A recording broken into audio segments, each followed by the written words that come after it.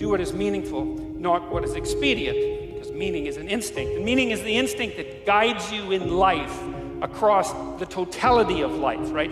What's expedient, that's what you might want to do right now in an impulsive sense, right? Because you're driven forward by, anger or anxiety or frustration or disappointment or despair, some sort of one-eyed motivational monster that's got you in its grip, that really isn't considering everything at once, right? Like considering your life tomorrow or your life next week, or maybe even your well-being half an hour from now.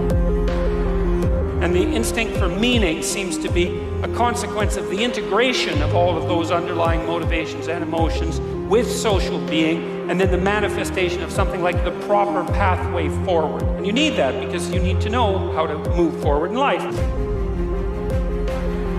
There is always something you can do differently.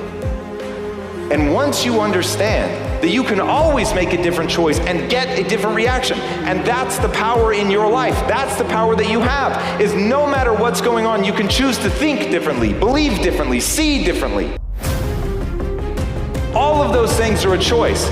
Read Man's Search for Meaning by Viktor Frankl. That if you have a why, you can survive almost any how. I can't afford to quit because I got a family depending on me, I got a world that depends on me. I understand what I'm fighting for, do you? What you fighting for? What you living for? What you doing it for? For some retweets on Twitter? Are you doing it for something bigger? Are you doing it for legacy? Because regardless, legacy is left. Whether you want to leave it or not, either it's going to be left in a way you don't want to leave it, or it's going to be left in the way you want to leave it. Legacy is left regardless, but you right now have the chance. Here's the problem I find most people have. They judge themselves through the lens of a moment. They fail at something. They miss the honor club. They don't close that deal they thought they were going to. They embarrass themselves. They flub something. And they think that defines who they are.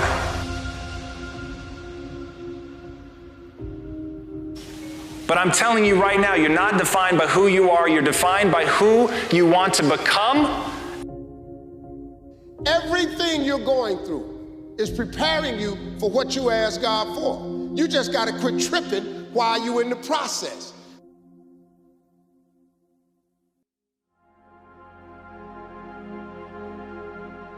When you see people bear their suffering nobly, there's nothing in that but good. And then when you see people take on more responsibility and decide that they're going to aim up and confront their suffering honestly and forthrightly, that their lives get better and the lives of people around them get better too. And so that's very strange as well, because it also means that the pathway to less suffering is through suffering. It is the thing that allows you to go the extra distance, to dig a little deeper, to push a little harder, to get after it. And it actually takes two opposing forces to bring it to life. It takes both emotion and logic to reach your maximum potential, to really give everything you have to go beyond your limits.